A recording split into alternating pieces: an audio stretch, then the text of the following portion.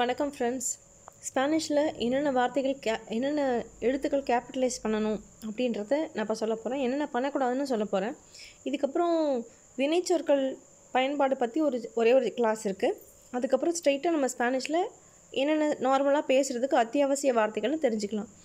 ஏன்னா இந்த 5-6 கிளாஸ் ஸ்டார்டிங்கில் இருக்க கிளாஸ் நீங்கள் மிஸ் பண்ணிங்கன்னா தயவு செஞ்சு போய் இதுக்கு முன்னாடி இருக்க கிளாஸ்லாம் பார்த்துட்டு வாங்க. அப்படி இல்லாட்டி ரொம்ப கஷ்டப்பட்டு மக்கப் பண்ணி மனப்பாடம் பண்ணுற மாதிரி இருக்கும். அப்படியே பண்ணாலும் தப்பாக பேசி 4 பேர் சிரிக்கிற மாதிரி இருக்கும். சரியா? ஓகே. இப்போ வந்து அப்பர் கேஸ் லோவர் கேஸ்ன்னு சொல்லுவாங்க. மினூஸ்குலா அப்படின்னா ஸ்மால் லெட்டர்ஸ் லோவர் கேஸ், மயூஸ்குலா அப்படின்னா அப்பர் கேஸ். ஓகே, ஸ்பானிஷில். ஓகே, இதெல்லாம் நீங்கள் ஸ்க்ரீன்ஷாட் எடுத்து வச்சுக்கலாம். ப்ராப்பர் நவுன்ஸ், அதாவது மக்களுடைய பெயர்கள், இடத்தோட பெயர்கள், சிட்டிஸோட பேர், கண்ட்ரிஸோட பேரெல்லாம் ப்ராப்பர் நவுன்ஸ். இதெல்லாம் வந்து நீங்கள் கேபிட்டலைஸ் பண்ணிக்கலாம். ஓகே. அதுக்கப்புறம் பர்சனல் டைட்டில்ஸ். ஃபார் எக்ஸாம்பிள், அது வந்து நீங்கள் சென்யோரான்னு முழுசாக எழுதும்போது கேபிட்டலைஸ் பண்ணக்கூடாது. அப்ரிவேஷனாக இருக்கும்போது மட்டும்தான் கேபிட்டலைஸ் பண்ணணும். இப்போ சென்யோரா அதோட அப்ரிவேஷனை சின்னதாக எழுதும்போது, இப்படி ஷார்ட்டாக எழுதும்போது மட்டும்தான் நீங்கள் கேபிட்டலைஸ் பண்ணணும். நான் இதை இன்னும் கூட உங்களுக்கு தெளிவாக சொல்லியிருக்கலாம். அதாவது இதை ஜூம் பண்ண முடியுமா? ஜூம் பண்ணால் நமக்கு இடம் கிடைக்கும். ஓகே, இப்போ சென்யோரான்னு எழுதும்போது இப்படி தான் எழுதணும். அதை வந்து கேபிட்டலைஸ் பண்ணக்கூடாது. ஆனால் அப்ரிவேஷனை போடும்போது மட்டும்தான் இதை சென்யோரா வந்து இப்படி கேபிட்டலைஸ் பண்ணி போடலாம்.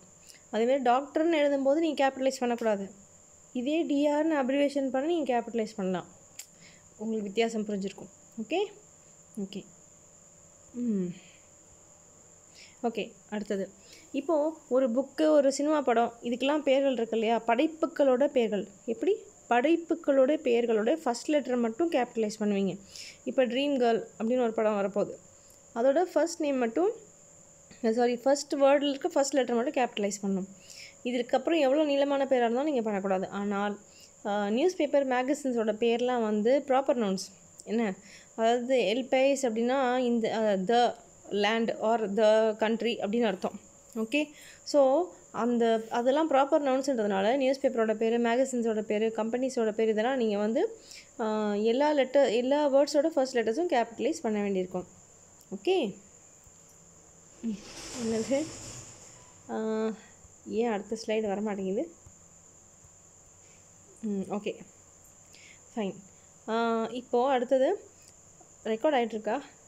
ஆமாம், ஓகே. இப்போ ரிலீஜியஸ் ஃபெஸ்டிவல்ஸ், நேஷ்னல் ஹாலிடேஸ், இதெல்லாம் பார்த்திங்கன்னா இப்போ அதை வந்து ஸ்பானிஷை பொறுத்த வரைக்கும் டே ஆஃப் த டெட் அப்படின்னு சொல்கிறாங்கல்ல. அது எப்படி சொல்கிறாங்கன்னா, டே வந்து ஃபஸ்ட்டு தியான்னு சொல்லிடுறாங்க.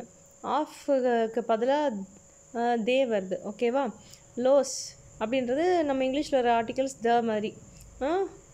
இது வந்து ஆண்கள் பெண்கள் எல்லாத்துக்கும் சேர்த்து சொன்னால், பொதுவாக சொன்னால் லோஸ். அது முயர்த்தோஸ், மரித்தவர்கள், மரித்தவர்களுடைய நாள் அப்படின்னு சொல்கிறாங்க இல்லையா?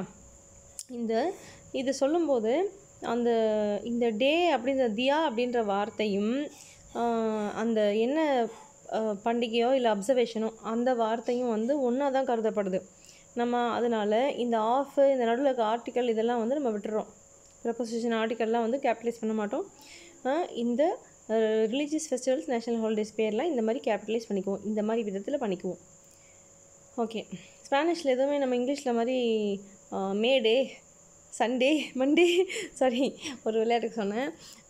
மேடேன்றது வந்து சந்தோஷமான விஷயமோ ஃபெஸ்டிவலோ கிடையாது. ஜென்ரலாக கப்பல் மூழ்கிட்டா அதை சொல்லுவாங்க. அது ஆனால் ஏதோ தொழிலாளர் கலவரத்தில்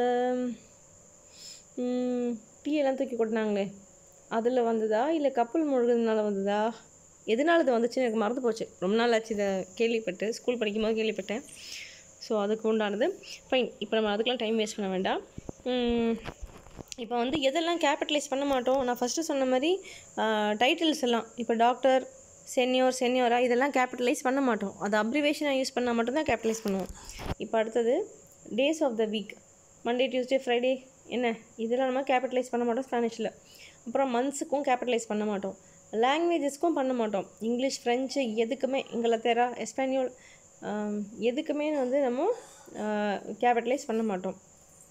மெஹிகானா, அதாவது இவ வந்து மெக்சிகன் பொண்ணுன்னு சொல்கிறோம் இல்லையா, அது வந்து அவளுடைய நேஷனாலிட்டியை குறிக்குது. பட் நேஷனை குறிக்கும் போது கேபிட்டலைஸ் பண்ணணும்.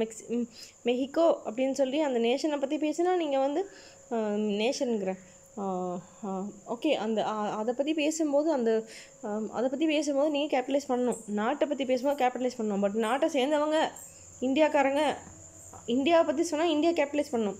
ஆனால் இந்தியாக்காரங்கன்னு சொல்லும்போது கேபிட்டலைஸ் பண்ணக்கூடாது. அதே மாதிரி எந்த மதத்தை சேர்ந்தவங்க அப்படின்னு சொல்லும்போது கேபிட்டலைஸ் பண்ணக்கூடாது. அதாவது அந்த மதத்துக்கு கேபிட்டலைஸ் எப்படி சொல்கிறது, இப்போ ஹிந்துயிசம் அது மாதிரிலாம் சொல்கிறோம்ல, ஆக்சுவலி எனக்கு இதில் கூட எப்படி சொல்கிறது, அப்படி வரும்போது கேபிட்டலைஸ் ஆகும். பட் இவங்க இந்த மதத்தை சேர்ந்தவங்கன்னு சொல்கிறாங்கல்ல, ஸோ அப்போ தான் ஆகாதுன்னு நினைக்கிறேன். நான் அதை கொஞ்சம் தெளிவாக கேட்டுட்டு சொல்கிறேன், ஏன்னா எனக்கு அப்படி தான் எனக்கு தெரிஞ்சுது. ஓகே, இப்போ ஃபர்ஸ்ட் வேர்ட் ஜியோகிராஃபிக்கல் நேம்ஸ். இப்போ வந்து இது நான் ஏன் அவங்க நாட்டு ரிவர் போடலைன்னா உங்களுக்கு புரியணுன்றதுக்காக போடல. ரியோனா ரிவர், காவேரின்னு வச்சுப்போமே. அப்போது நம்ம வந்து நம்ம நாட்டில் என்ன செய்வோம், ரிவர் காவேரின்னு ஆரையும் கேபிட்டலைஸ் பண்ணுவோம், சியும் கேபிட்டலைஸ் பண்ணுவோம். ஆனால் அவங்க என்ன பண்ணுவாங்க, சிஏ மட்டும் தான் கேபிட்டலைஸ் பண்ணுவாங்க. ரிவர்ன்ற இந்த டைட்டிலை கேபிட்டலைஸ் பண்ண மாட்டாங்க. ஓகேவா, அந்த மாதிரி. ஓகே, இப்போ அடுத்தது வேர்ப்ஸ் பற்றி ஒரு லெசன். எனக்கு அது முடிஞ்சால் இன்றைக்கி டைம் இருந்தால் போடுறேன். அது முடிஞ்சிடுச்சுன்னா அதுக்கப்புறம் நீங்கள் ஸ்ட்ரெயிட்டாக சென்டென்ஸுக்கு போகலாம். அப்புறம் ஜாலியாக ஸ்பானிஷ் பேசலாம். அப்படியே உங்கள் வீட்டில் இருக்கவங்களுக்கும் சொல்லி கொடுத்துட்டு பேசிகிட்டே இருங்க, தானாக வந்துடும். உங்களுக்கு எக்ஸ்ட்ரா ஒரு பாஷை தெரிஞ்சதுன்னா யாரையாவது திட்டுறதா இருந்தால் உங்களுக்குள்ளே தெரியாமல் திட்டிக்கலாம்ல. ஓகே, பாருங்கள் என்ன நோக்கத்துக்காகலாம் நாங்கள் கற்றுக்குறோன்னு. நான் கற்றுக்கிட்டதுக்கு காரணம் ஆக்சுவலி எனக்கு ஷக்கீராவோட சாங் ஃபஸ்ட்டு ஒன்று கேட்டேன், ஹிப்ஸ் டவுன் லைன் ஒரு சாங். நான் அந்த சாங் இப்போ ஷேர் பண்ணுறேன். அந்த சாங் வந்து பார்த்துட்டு எனக்கு ஸ்பானிஷ் கற்றுக்கணும்னு ஆசையாக இருந்தது. அதுக்கப்புறம் ஷக்கீராவோட 1-2 சாங்ஸ் பார்த்தேன் ஸ்பானிஷில், அதெல்லாம் எனக்கு புரியல. ஸோ அதனால ஸ்பானிஷ் கற்றுக்கணும்னு ஆசை வந்தது, கற்றுக்கிட்டேன்.